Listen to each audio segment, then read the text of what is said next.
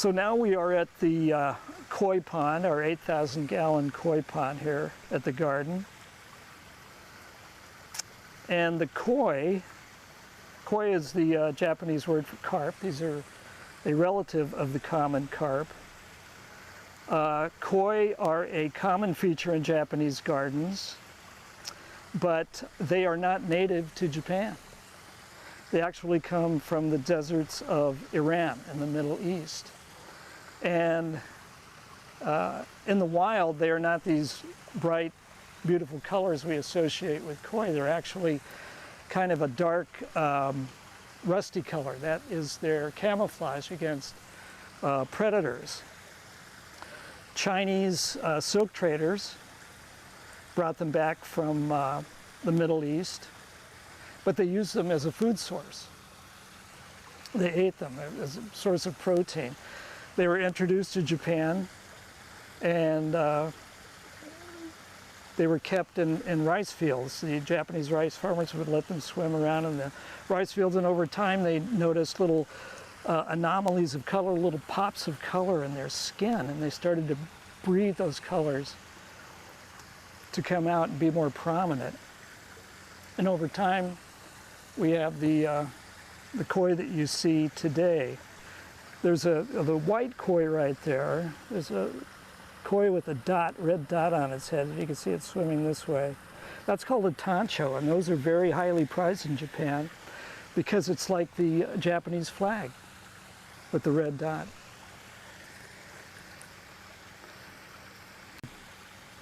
A symbol of longevity. Under good conditions, they can live to be 40 or 50 years old. However, there have been some koi that have lived much longer than that. In fact, the oldest koi on record lived to be 226 years old. It was a female koi named Hanako. Was born in 1751 and died in 1977. And we know that she was that old because you can age a koi by looking at the growth rings in its scales, the same way you can tell how old a tree is by looking at its growth rings. So Hanako was very well known throughout Japan towards the end of her life. Now, we don't feed the koi here. Well, we feed the koi, but we encourage the guests not to feed the koi. They do get fed with a very special diet. We don't want them eating anything that a guest might give them because their immune systems are so compromised because of all the inbreeding it takes to achieve these bright colors. The koi in our pond here in the upper pond are show quality koi. And these are the kind of koi you would see at competitions, high-end koi.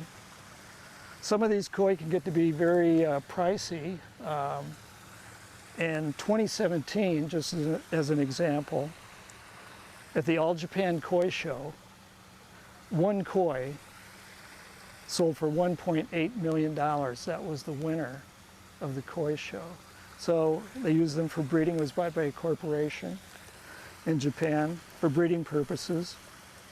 But the interesting thing is that a koi who has all the characteristics you're looking for at, say, 5 years old may not have those characteristics at 10 years old. Their markings and coloration can change over time. I mentioned symbolism earlier. The pond that the koi are in is actually designed in the symbolic shape of an animal. And it's probably hard to see from this vantage point. The head of the animal would be where the waterfall is over here. And it turns out that symbolic shape is a turtle. You can see over here the inlets are the arms. And a turtle is a symbol of good fortune in Japan. And not only that, the island and the pond is also in the shape of an animal, and that's a turtle as well. So you have the imagery of a baby turtle riding on the back of the mother turtle. So turtles and crane are the two most important animal symbols used in a Japanese garden. The crane, because in Japanese folklore it said that a crane can live to be 1,000 years old. They are also a symbol of monogamy. They mate for life. So that's why you'll see the symbol of a crane on Japanese wedding garments.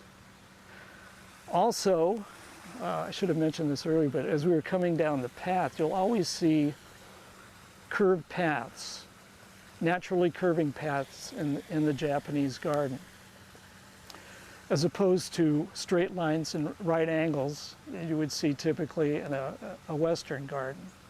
So there's a couple reasons for this. Japanese gardeners didn't want us to see the entire garden all at one time. They wanted to maintain an element of surprise, to create a sense of anticipation and have your curiosity draw you through the garden. This is a design technique called hide and reveal. You want to see what's around that next bend. The other reason is because in Japanese folklore, it's said that evil spirits can only travel in a straight line. So the curved path helps keep the evil spirits out of the garden.